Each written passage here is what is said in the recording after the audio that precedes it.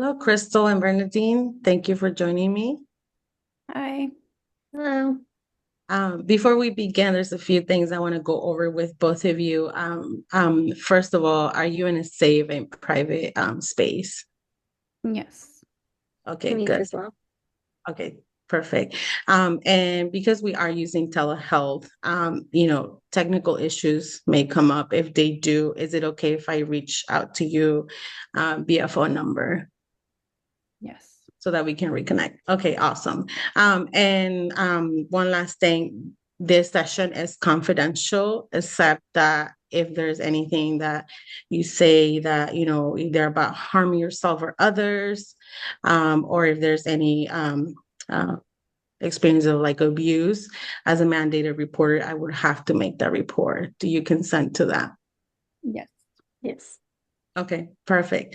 So let me begin the session by just doing a brief recap of what we did last week, and then we'll go on from there. Okay. So last session, we worked on constructing a genogram, and we learned a little bit about Bernadine having some days where you're just feeling really sad and not in the mood for many things. And then Crystal, you're having a hard time, just understanding and wrapping your head around what Bernadine is going through. Is that correct? Yes. Okay, perfect. So I want to check in with both of you, and I'll start with Bernadine. If you can just tell me how the past week has been going on for you. Well, I would say not much has changed. Um, I'm still feeling really down. Haven't really talked to mom much. We really haven't had like any other conversations other than like hi when we do see each other. But mainly I just try to stay in my room and, not doing much. I'm just so tired. Okay. Thank you for sharing that. And I'm sorry that you're feeling that way, and that you haven't seen much change. So I would like to ask you, is there anything that triggers those emotions at all that you've noticed? I would say, I know we talked a little bit in our last session about, I'm not going to school, I'm not working. I don't have very many friends either since, I graduated high school. So I feel like maybe not having that could be kind of a concern. And then also like just mom not kind of understanding, you know, how or why it's difficult for me right now. Okay, so it sounds like, there might be a lot of things going on at once that may be causing you to feel, just not in the mood to do much things. So in this session, we're going to try to, dig in a little bit more into like what's sustaining this problem. And then just, start planning an intervention that might help, for both of you to improve your communication and specifically your mood, right? So Crystal, going back to you, how has the last week been for you? The last week, like Bernadine says, there hasn't been much change. I've just seen her kind of go in her room and not really come out. I try to ask her, if she wants to help cook, she wants to help me do something, and I just get really short answers from her. I just don't understand what's going on with her. I don't see any reason why she should be, feeling sad or feeling tired if she's not working right now and she's not going to school. Okay, so I can understand why there might be some confusion, right? Like you're mentioning that to you, it sounds like she doesn't have real like things to be causing her to feel this way, right? So you're having a difficult time understanding that. And that kind of leads me into wanting to talk to you more about how you were raised up, around like dealing with like emotions when you were young, if you recall that. Yeah, I mean, emotions were not really talked about in my house. The only time that I would say I was tired is if I was working. We were raised to, help out around the house, As soon as we were old enough to get jobs, we got jobs. When we crossed to the United States, that was the first thing we looked for was jobs. And we never really complained. We weren't allowed to. We would just wouldn't say that. They would say, you're crazy or anything like that. But I mean, I don't remember feeling the way Bernadine is feeling. So maybe that's why I don't understand. But growing up, we were not allowed to, um, I guess, express how we felt. That's probably the best way to explain it. We weren't really able to express our feelings. Okay, and you did mention last session that you were born in Mexico, correct? And you grew up in a Mexican culture. Mhm. Um, so I do want to just, do share with both of you that different cultures have different views and values and traditions. So like you mentioned, that may be one of the reasons why you're having a hard time understanding what Bernadine is going through. And you did say that you weren't really able to express your emotions when you were growing up, but can you try to recall a time when you did express an emotion, whether it was, anger, frustration, or just sadness, and then what did that look like? I mean, I could remember being a little girl, and when we would cry, the first thing was, you need to stop crying, or else I'll give you something to cry about. Kind of, that was the kind of household where my father was very authoritative, and there was no room to show emotion. So it was just shut it down right away. So when we grew up, it was like we don't we don't complain, we don't show emotion, we don't do any of that.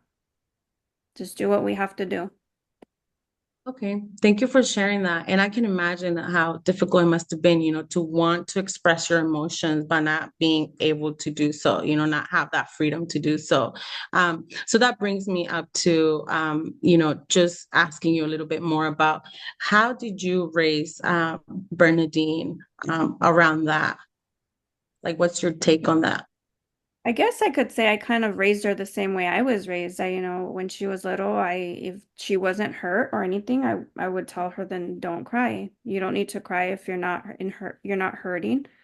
Um, I tried to raise her to have a good work ethic and around the house and to go to school, but I don't know. I feel like I failed because I see her now and she's not where I would think she would be. As a parent, I feel like that.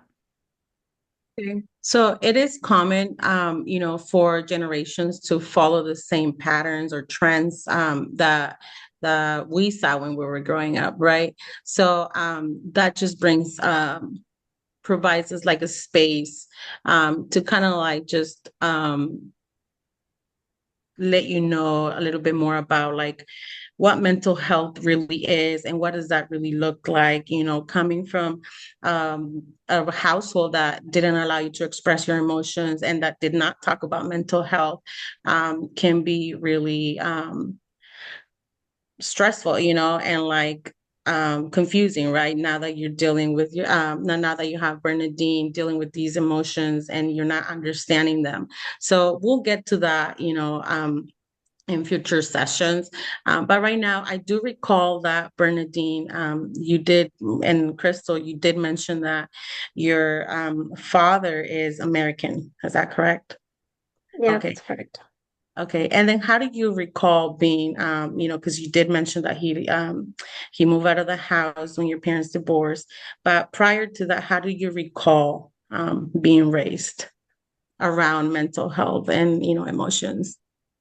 Um, well, I would say that for, my dad and my mom, the only real emotion or feeling that was ever really around was a lot of anger. Um, I always felt like there was tension. I never saw dad cry. I never really saw mom cry either. Um, it was just always the only thing that they showed me was anger.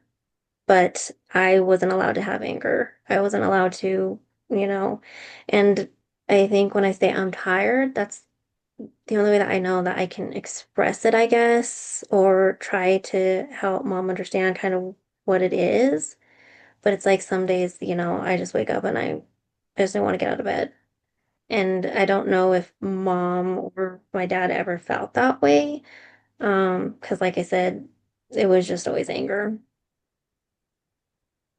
Okay, so it sounds like in your household also, just like in your mom's, there wasn't a lot of like room to just talk about emotions. And from what I hear is that if you cite any emotions, it was more like anger. Is that correct? Yeah. Okay. And how did that make you feel? Like just seeing your parents, arguing, and pretty much just doing that emotion. Was that in front of you? So it was hard. They tried to not really, do th like the fighting or arguing in front of me, but I could always tell when they were like in an argument or when they were angry. And a lot of the times they just, went their separate ways afterwards. And it's kind of like nobody said anything, just, quiet after that. Like you just stayed to yourself. Okay. Okay. So I can see how that might be challenging for you, as a child to see, and then not really also, even though you didn't really were like shut down on your emotions, but seeing them, how they handle their emotions between them can also be, challenging for a child. So I want to take this moment to just appreciate, you sharing that. But can you recall a time where you maybe felt sad and not in the mood like you're feeling now when you were still with both of your parents? And how did your dad handle that? I don't have too many memories of when I was younger. Um, I do remember one time, like I was on the playground and I like fell and scraped my leg, and my dad did come over and like comfort me. But it was very not often that that happened. Okay, so when you did have a moment where you did cry, your father was comforting and not shutting you down. Yes. Okay, so then now we can see that there's like a difference, right? So your mom was more raised and like shutting and not really getting that freedom to express emotions, whereas your father might be doing, more of like giving you more freedom to do so. So that's where cultural differences come into play. Um, and it's important that we, talk about this so that that you both understand where these miscommunication may be coming from, right? So can I take a pause? Mhm. Okay. So I feel like I'm talking really fast. And I had, told myself that maybe I should like slow down. But I pretty much just like covered most of the questions that I had. So I guess now it's like, what other questions do you guys suggest? Before I just jump into like some of the intervention ideas that I have. Mm, it's like for my role, I don't know what your interventions like are going to be or anything, but like maybe going a little bit to more like the social like part of it, since I'm like not in school and like I'm not going to college and I feel like I don't have friends. So that might be something to touch on. So you're Yeah. saying like maybe just ask like, but how would I ask? Like, because you already said that you don't have friends and you don't go to school or work. But I don't want to like ask in a way to like be pressuring you to like go out there in the world and, like start making friends. You know what I mean? I That's think, true. well, one, I just want to say that I didn't think you were talking fast at all. But I do understand like getting through your questions. But what I would suggest in terms of that is maybe asking what maybe both of their goals are in terms of like how they want their their Okay. relationship to look like and then their Mhm. individual lives to look like as far as socially goes, or whatever, adding to just that so that then there's like kind of this conversation that can be had around like bridging that gap. from where they are now to like what the goals are. Mhm. Good idea. Mhm. So just like asking both, like what would you want to get out of this? Yeah, or just Would- kind of I think maybe not even necessarily like in terms of just maybe not in terms of like just therapy, but like what their goals are just in general. You know what I mean? Like for how they would ideally like their lives to look and their probably how relationships the to look. relationship could be better. Okay, so maybe asking like, what would be something that you would want to get from one another, and how can we support that? Yeah. Because I think the goal is the conflict is in the household, right? It's between mom and the young adult. And the goal would be first and foremost to mend that relationship and probably so asking, if you guys could I think the way Molly said, like what would you guys like? I know I don't like that word goal either when it's like really like in the beginning, but basically a goal, right? You wanna like what would be the ideal outcome of the services that you're wanting, and then you can go into we're gonna go ahead and start with baby steps, and then you can go into your interventions. Okay, yeah. So then I'll probably just start asking about like what so that and then probably talked a little bit about, if prior to this, did you guys have any like activities that you did to bond and then just Mhm. try to expand from that? Okay, all right, thank you. Oh, I forgot where we left off. Um, okay, Bernadette and Crystal. So I appreciate, both of you sharing and being vulnerable and just, showing up um to this session and dedicating time for this. So I would like to ask both of you, what is it that you would like to achieve at the end of this? I know it may seem a little bit early, but it'll help us guide our planning. I think for me would be, I want to be able to help Bernadine. I want to be able to understand and help her in any way that I can. Um, for me, it would try to have a better relationship with her and understand what she's going through and how I can help her. Maybe sometimes the things that I say to her in my mind, because of the way I grew up and what I think, um, I'm trying to help her, but maybe I'm just making things worse. So I think maybe just understanding her a little bit more and trying to have a better relationship. Okay, great. Thank you. And how about you, Bernadine? I would say I would like to have a closer relationship with my mom. Um, and I would like to have her be more supportive. I know right now she doesn't understand. She doesn't get like kind of what I'm going through or what's happening. But if she could just try to be a little bit more understanding and a little bit more supportive, um, I would think that would be something that I'd really want. Okay, great. Thank you. So one common, goal that I heard from both of you, and please correct me, is that you both want to improve your relationship and improve the communication and just, be closer, right? And then Crystal, you want to be supportive to Bernadine. So is that correct? Yeah. Okay, great. So let me ask you a little bit about prior to this, what was your relationship like? Um, well, when Bernadine was younger, we were really close. We did a lot of stuff together.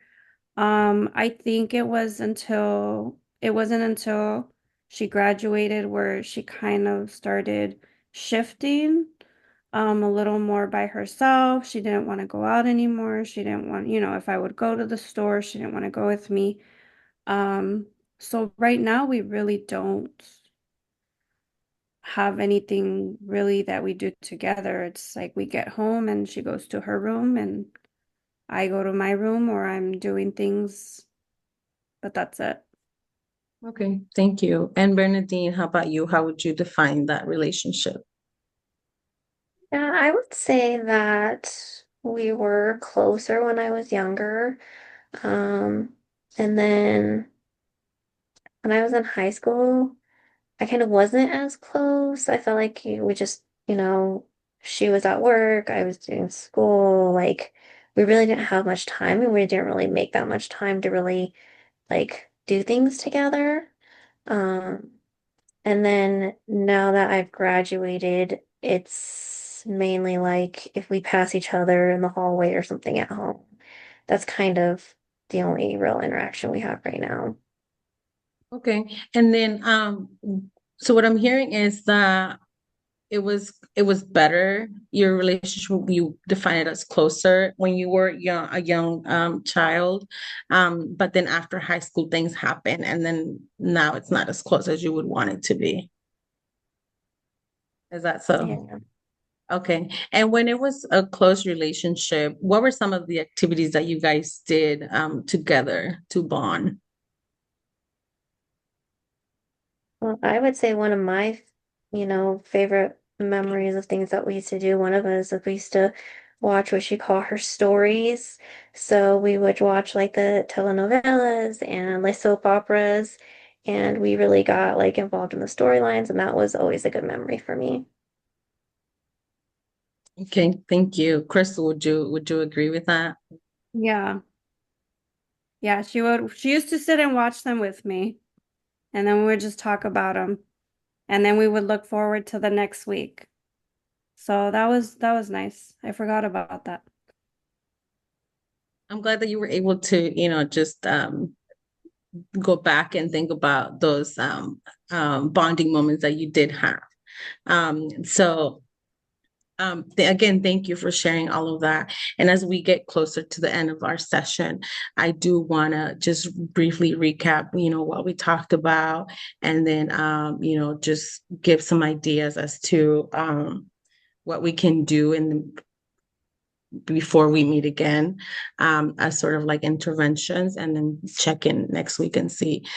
So today we talked about, we went more in depth about what the sustaining problem is, what may be some of the reasons why this is happening, and how we can, improve this.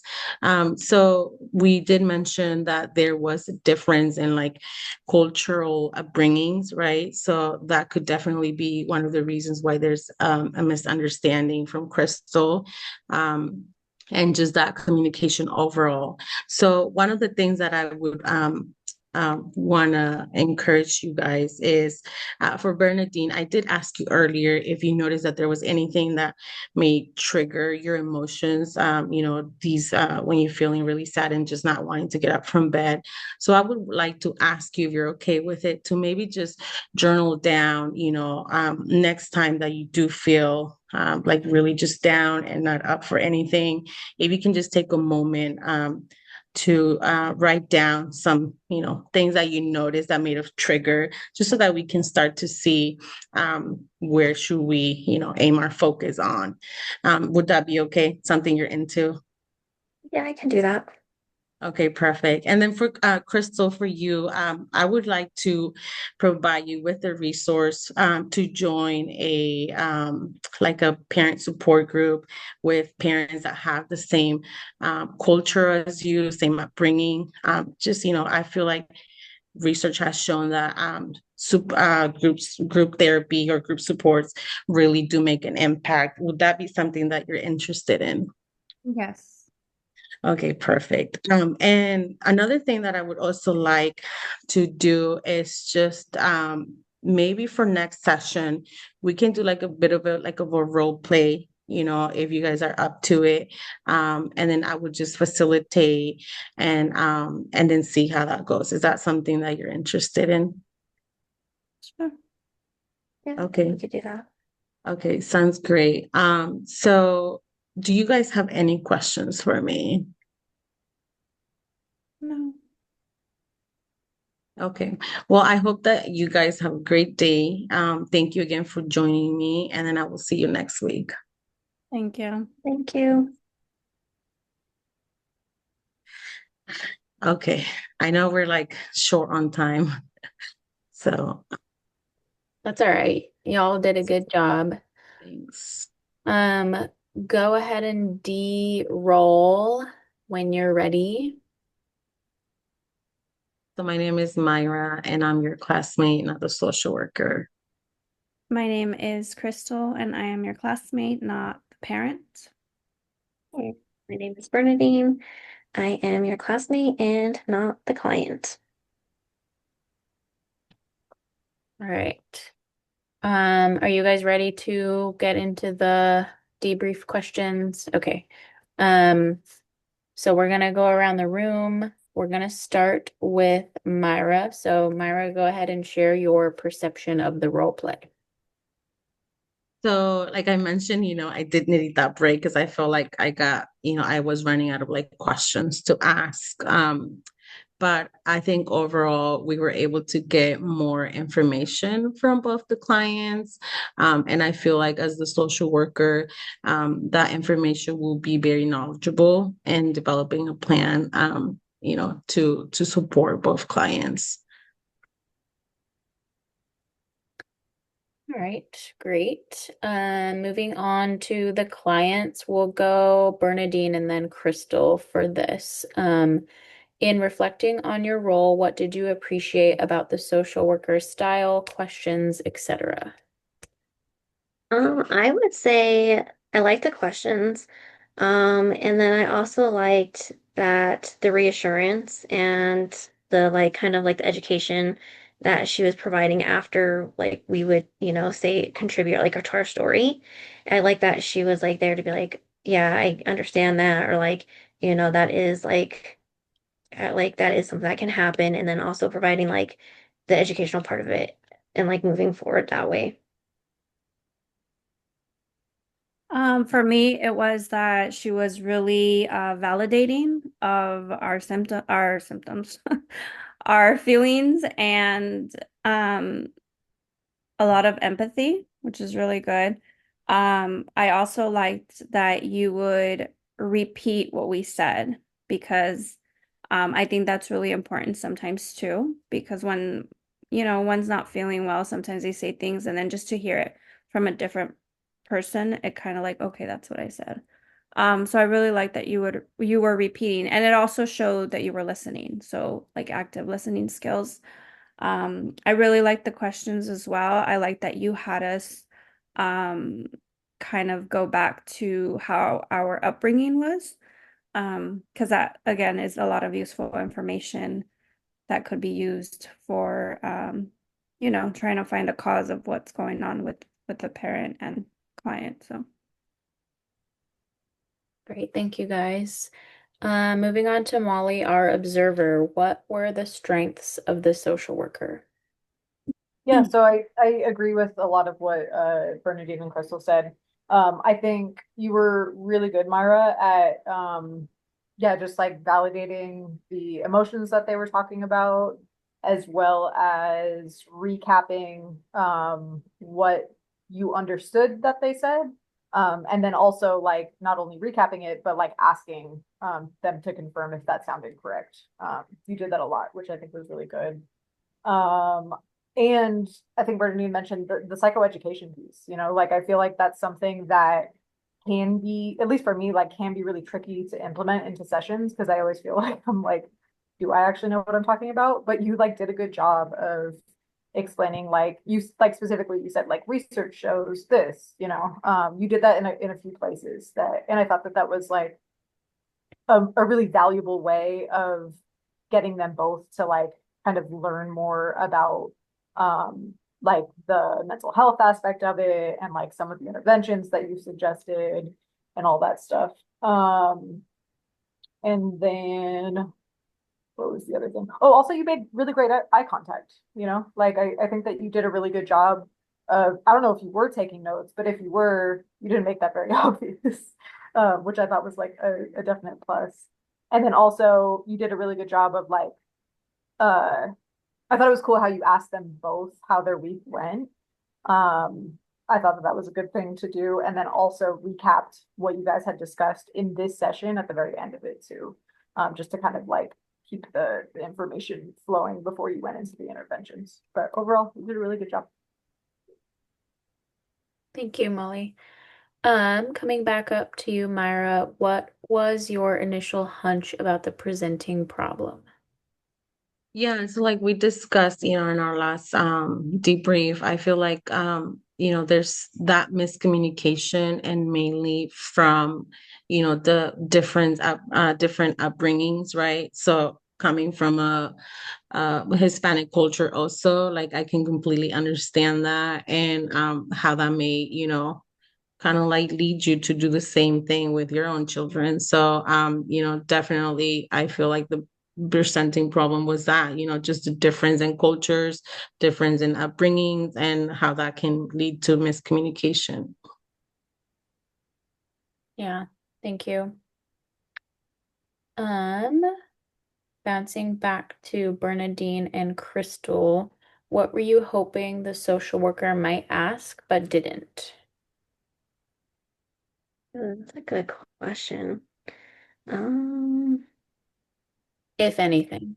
I think for me, it's kind of tricky because like when I went into like kind of like the symptoms that I'm having, it's like we're doing a family session. So like of course you want to address like, the issues that are happening within the family. But then I think also maybe asking more questions about like my like isolation, like the social part of it, of maybe like checking in like, oh, kind of like what hobbies do you do? Because it's kind of like half of the problem is like with, within the family, but then the other half is like outside of it. I'm also not like, don't have anything going on there. So I think maybe just asking maybe more about like what my interest or something, would have provided a little bit more information, but that was it for me. Thank you. For me, it was almost the same, like, um, because like Bernadine said, the issue is half in the home, but something is causing the depression, and it could be the social aspect of it because as she said, like the friends and all that. So, I think part of the presenting problem can be the conflict between like mom and child, but also that conflict's there because the client's expressing symptoms of depression and what else could possibly be causing that depression. So probably touching bases more so on that. And then I really liked that you were educating throughout, but for me, maybe explaining like what depression is and how it could look, um, more so on that. But everything else, like all the other questions you asked, were really good. Thank you, guys. Molly, what constructive feedback do you have for the social worker? Yeah. I guess kind of uh going off of what they were talking about too. Um, I think that they're like it's tricky because like for this assignment, for the purpose of the assignment, like we're focusing on like culture and like genograms and like like how that history is passed down from generation to generation. But I think that like if it were just kind of like a normal session where we're not like that's the focus.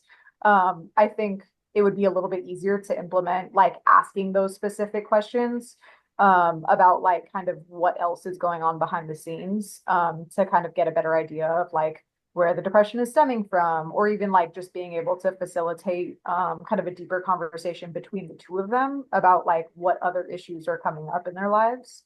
Um, but I also, because like I think at times it felt like you were utilizing psychoeducation in terms of like pointing out cultural differences, which is good for the sake of this assignment. But I think it almost sometimes felt like you were like leading them into like this is the problem, you know what I mean? Where I think it could be opportunity to like have a more collaborative conversation about like getting them to identify what the problem is. You know what I mean? If that makes sense. I feel like I wrote something else down. Oh, and then the only other thing too is like I said, like I think it's really good that you uh would ask them to like if that was correct, you know, I think it's the term you kept using. But I think sometimes maybe change like still confirming if that's what they meant, but maybe changing the wording a little bit. Because I think if you just use that phrase over and over, to me, I think sometimes it can come across as like a lack of confidence in like actually understanding what they're saying. That was just kind of like my perception of it. I could be, I don't know, I didn't think that that was their perception of it. You know what I mean? But I think that like just like being able to kind of be like, you know, this is what I heard, and then I don't know, like, do you feel the need to like explain that further, or I don't know, just kind of changing the wording up a little bit so that it's not so repetitive. But yeah, that's it from me. Thank you, Molly. Um, Coming back up to you, Myra, what was this like to gather data for the cultural genogram in the context of the presenting problem? In what ways was it helpful? In what ways was it challenging? What did you feel went well? What did you perceive as your struggles? Yeah, so I didn't make the genogram this session, but I feel like it was very helpful in like referring back to the information that was gathered, last session. I think that's really helpful because you're able to go back and just elaborate more on that. Um, in what ways was it challenging? I feel just like, me not having the actual genogram, so just having to like memorize or try to remember so that I'm not looking down at my notes too much. So I think that would be a challenge that I would consider that a challenge for this role play session. But I feel like it went really well, just using those bits of information from the genogram to just expand more and get even more information and like the family history and like the relationships. So I think that that went really well. But what for the struggles, I would say, just again, not having the actual genogram with me. But if you were to be actually doing this with like with a real client and you have the genogram, I don't think that you would have a lot of struggles, just using that as a guide to complete an assessment. So I think it's really helpful. Yeah. Thank you. Coming back to our clients, is there anything that you feel came out of left field during this role play? For me, I would say not at all. I felt like it had a really good flow. I felt like each question was like really great leading into the next. And I didn't feel like there was anything that was really out of place that was like, oh, like that's an odd time to ask that question. I felt like Meyer did an amazing job with that because it really just flowed for me. I didn't think that there was anything like that just came out randomly. Yeah, I would agree with Bernadine. The way that you asked the questions and then leading up to the interventions had a really good like the dialogue that you used was really good. Same, the flow. There was nothing that was coming from left field or anything. Okay, excellent. Molly, please comment on the body language of both the clients and the social worker, including facial expressions. Yeah, I think all three of them did a really good job as in terms of body language and facial expressions. Myra, you were really good at like making eye contact, like I said before. And like smiling when appropriate, like a lot of head nodding, that kind of thing. Um, Bernadine and Crystal, you guys like really did a good job of keeping in character. You guys both seemed like it was obvious that like the conversation seemed kind of difficult. And then like specifically Crystal, when Bernadine was talking about like the childhood memories of like the telenovelas and like all that, like your reaction to it was just like very genuine, very cute. And like you did a good job of like really like it felt like you were like reflecting on like her childhood, you know? Mhm. So that was actually really cool to watch. And like I think I looked at Casey too. Both of us were like smiling when you were talking about that. Um, and then yeah, just like I don't know, the all of your body language for all three of you seemed really natural. It really did feel like watching an actual session. Yeah, it was really good. Well, I don't know if you guys noticed that. I specifically chose to say that because I know for me, it's like a memory of like my grandmother. So I was like, that probably would spark, like, 'cause I felt like that re would be the reaction. Because I'm like, Yeah, if I had the memory, she probably has similar memories. as So, soon as you said it, I was like, oh my God, I used to do that with my grandma. you know, So I think that was really good that you added that because I think it, like she said, it kind of was like, oh, yeah, we all did that. Well, at least, in the Hispanic culture, you watch the novelas with your grandma. yeah. Cool. It's cute. Um, awesome. Coming back to you, Myra, did anything during the session trigger you or produce an internal conflict for you? So I would just say that, because we created this scenario where like the parent is Mexican, and I'm also Mexican. So just knowing that machismo, belief and values that the Mexican culture does have, where it's like you can't cry, and if you do, you get into trouble. Just brush it off, you'll be fine. Specifically to boys, So I think just I wouldn't call it like conflicting, but just being like able to relate to that very, very deeply and having to like keep like separate that from the session, so that I wouldn't like show like maybe frustration towards, like Crystal's parents, let's say, because that is really how we are, especially older generations, and even now some um people that I know that they're in like their 40s and they still have this belief, like, and I'm talking about like early 40s, even late 30s, and they still have this belief where it's like, no, you can't, especially for boys, like, no, you better not cry. You're a boy. And if you do cry, then you're not a boy. You know what I mean? Like only girls can cry and not even. So it's like, just having to separate that, being able to relate to that and then not show that in the session with the clients that share a similar ethnicity. So Awesome. Thank you for sharing that. Bernadine and Crystal, was there any language that could be perceived from a client as judgmental, confrontational, insensitive, or authoritarian? For me, I was gonna say there was a point, but Myra switched it like at the last second where she was gonna say like now that you're dealing with Bernadine, and but she switched it to like now that you're, helping Bernadine deal with. So like that was one thing that like I thought was like a slip up, but like she like came in and was like, okay, because I would have been like, oh, that would be kind of offensive. She's like, oh, now you're dealing with her. That was my only like time that I felt like, okay, maybe. But that was it for me. I don't think she used any language that was like offensive or judgmental.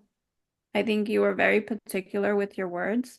Um, Minus that little slip up, but I mean, I think you tried to mean it in that way, and it just came out wrong.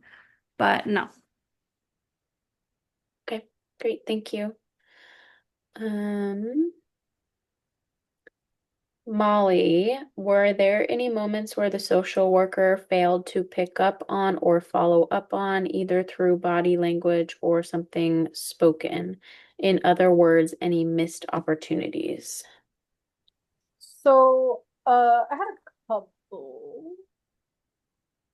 So one of the ones that I wrote down was, I think when you were asking about kind of what their goals were in terms of like therapy and like what they want out of this, I think both of them used, well, I don't remember if Crystal did, but I know that Bernadine for sure used the word like support, that she wants support. And I think that could have been an opportunity for you to kind of utilize time longer and then also kind of elaborate on that because I think you were just like, okay. But I think like asking specifically what support means to each of them so that they can define it, just to kind of go a little bit deeper into that, and just get really specific with the goals. I think that like kind of creates more clarity moving forward, with kind of like helping them attain those goals. And then the other thing that I noticed was, when you were talking about like, asking them to explain like what their relationship looked like, when Bernadine was younger and all of that. I think you used the term prior to this, which I think was a little bit vague, and feels like almost, I don't know. I mean, like, I guess obviously, like, there is a presenting problem, but I think like prior to this could have been worded a little bit differently. Because yeah, I think that like that can, I don't know, almost come across as judgmental in some way. But then also like, I don't know, it gives them an opportunity to kind of just reflect without referring to the current, like there being like depression, you know what I mean? I think there was one more, let me see.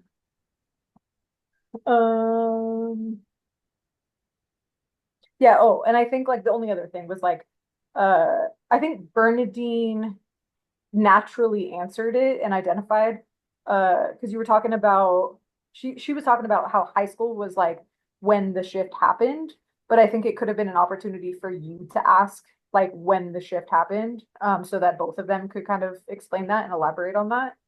And again, like I think that would have just like bought you a little bit more time. And also kind of like had them dive a little bit deeper into that. But like I said, like Bernadine naturally answered that, so it could have also just been that you didn't have to, you know. But yeah, those were my only suggestions. Okay, thank you, Molly. Myra, what guidance would you like from your team? So I want to appreciate you guys for your help during the break. That was exactly what I wanted from you guys, just to get some, guidance to see what I should be doing next. And you guys provided me with great ideas. And Molly, yes, I for sure agree with you on the high school thing. I was thinking about, because you know how in the break she did say, just talking about that in the like from the past. So I was thinking about like asking, maybe was there something specific? But because she did say that they didn't have like a lot of time and whatnot. So I was like, okay, well then, maybe if I just asked that, it'll be like, I just told you, like I was busy with high school and she was busy with work or whatnot. But you guys did great, guiding me through this, and I appreciate you. So. Okay, thank you. One last question for our clients, and it's just any additional reflections or comments that you have. I would just say that I think that overall it went really well. It felt like really natural, like even though I was a part of it, like it really did feel like, it could be like a session, it could be like, like a presenting issue that you would see a family for and, trying to help them identify like where the symptoms coming from, like what's going on with the family. So I think that Myra did a really great job and it felt really like natural. Like she felt very natural throughout it. So I think it went really well. Yeah, for me, same. Myra, I think you asked very like appropriate questions for the situation and for the assignment. Of course, we can always like dig in deeper in areas, but based off the assignment, I think you really like nailed the questions. Um, I think you did really well. You looked really comfortable. I don't think you were talking fast at all. Um, and I think that's how it is sometimes in like real life scenario when you're with clients, because sometimes you don't get the answers that you want from your clients or that you need. So you're like, well, how do I ask the same question in a different way where they'll answer me, But I think you did great. Thank you, guys. A few more questions for Molly and then a few more for Myra. So Molly, do you have any other observations regarding the content for the process? Um, I guess I don't know. I guess just in terms of the process, I mean, mostly just specifically because you felt like you were talking fast. And while like I said during the break, like I really don't think that you were. But I also like I've had the experience where I'm with a client and then I like have all these questions that I want to ask in mind, and then I ask all of them, and it internally it feels like rapid fire, where I'm just like, what about this? What about this? Because I kind of go into it with a plan, you know what I mean? So, but I have had the experience, and I'm not saying that this was what the experience was in this session, but I've had the experience where clients are like, damn, you're asking me a bunch of questions. You know what I mean? Like almost accusing me of being nosy, even though that is technically what my job is, like what my role is in the session. But I don't know, I guess just being mindful about like while I do think it was like a very natural kind of process, and I think your questions definitely like led into one another and made sense.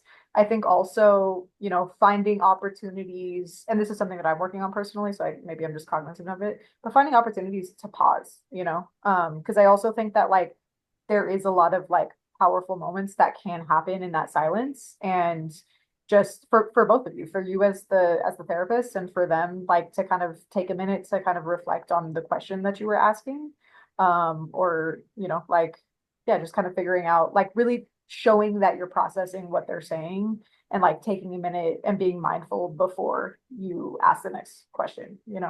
um so yeah, I mostly just say that like in terms of future sessions, like just paying attention to moments that you can slow down a little bit, and like yeah, find opportunities for silence, I guess, which feels uncomfortable, but I think it does help.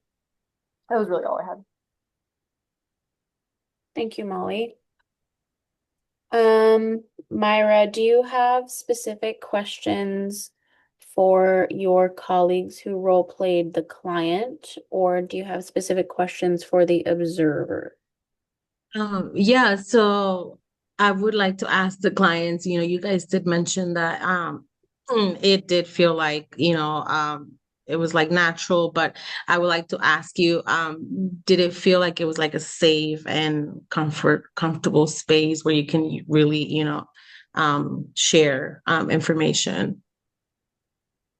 I think for me, yes, because you are very validating of emotions and feelings. And for me, if someone's saying like it's very normal for you guys to feel this way, then it's kind of inviting to say, well, it doesn't matter what I say. She's not gonna be shocked or offended or judgmental, you know? So for me, validating and empathy is really big. I feel like that already, and you started off with that too, like saying thank you guys for being here. Um, so for that, I think you already made it feel welcoming and safe. Thank you. Yeah, I would agree with Crystal. I would say that very warm, very empathetic. Um, originally like our what I appreciated was like whenever we did tell you something and then you said it back to us, that was like, okay, this person is really hearing what I have to say. And it really did feel like, okay, well, you are listening to like both sides and like having us come to like an understanding of that you kind of understand where we're both coming from. So I think you did a great job with that. Thank you. And then for Molly, I guess my questions for you was like, just going back to what you said earlier about, how it was like rephrasing and then like at the end, is that correct? Is that correct? So I can definitely see how that's, like can sound repetitive and almost like a machine kind of, if you really think about it. So it was definitely helpful to hear that, so just finding other ways to confirm the information instead of just, using the same word over and over. But um,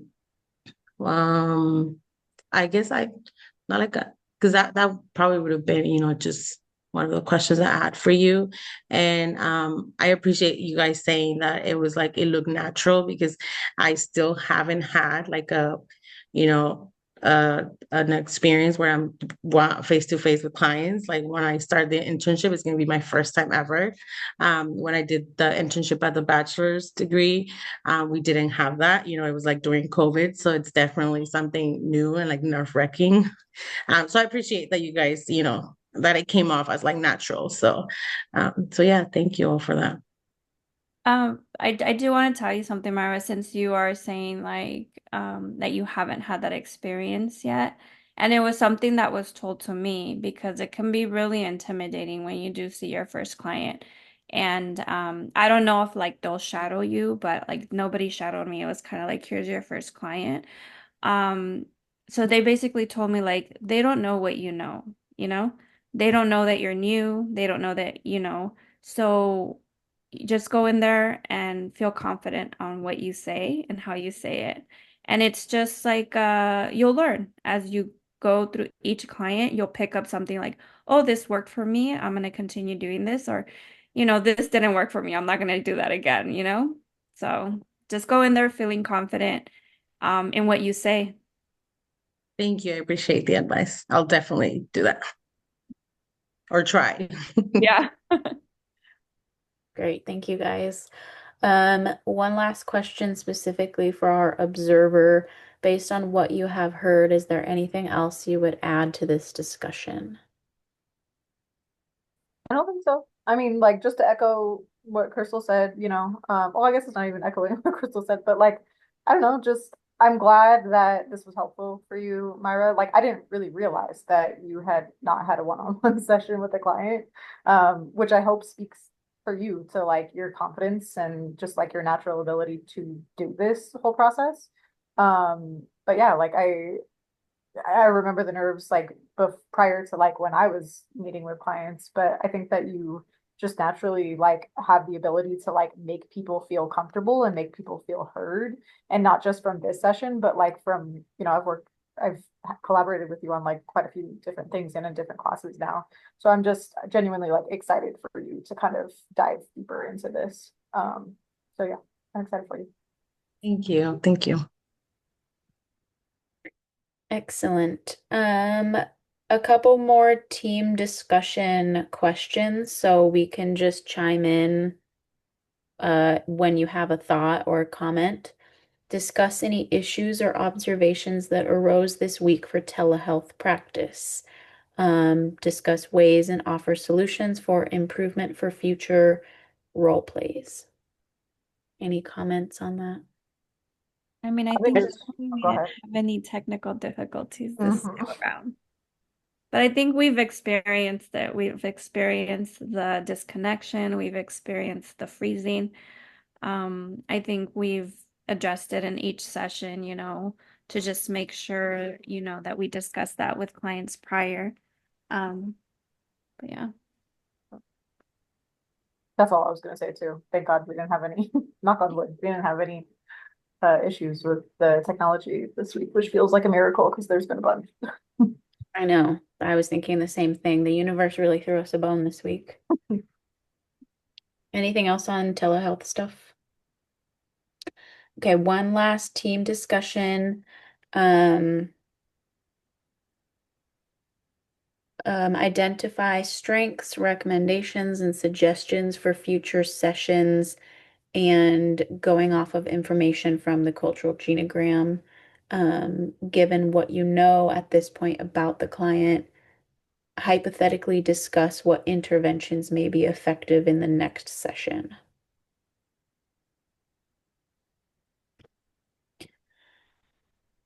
Any comments, or are we just processing that long question? I mean, I think the interventions that you suggested were all really good. I think also, for me, when I've like suggested interventions with clients, like it can feel kind of awkward. And I think that like some people, what I've noticed, and myself included, when I have been the client in therapy and like suggestions were given to me, in my head, I'm like, I don't want to role play. That sounds stupid. You know what I mean? But I'm not going to say that to my therapist a lot of the time. So I think like just for your peace of mind, like maybe giving just like acknowledging that, you know what I mean? And being like, hey, like take this or leave it. You know what I mean? Like here's a suggestion. We can work on this. And if you decide not to, like no pressure, you know? And then also like really internalizing that of like if, you know, next week they decide like that the role playing feels too awkward and they don't want to do it, just like not taking it personally and then like having backup like plans for interventions too. I think that that's been helpful for me. Yeah, I personally don't have any necessarily specific interventions, but kind of going off of that a little bit, I think it would be good potentially with with these clients in the future to utilize some kind of communication exercise of sorts, just because I see there being like a communication breakdown. And if Bernadine were able to feel heard and understood, and if she felt like it was a safe space to communicate what she was going through, and same for Crystal to communicate like, hey, this is kind of uncharted territory for me. I want to support you. Um, and I'm just trying the best that I can, sort of a thing. Um, so that's something that came to mind for me. Any other comments on that? Great. Excellent. Well, I think that concludes our debrief, so I will stop the recording.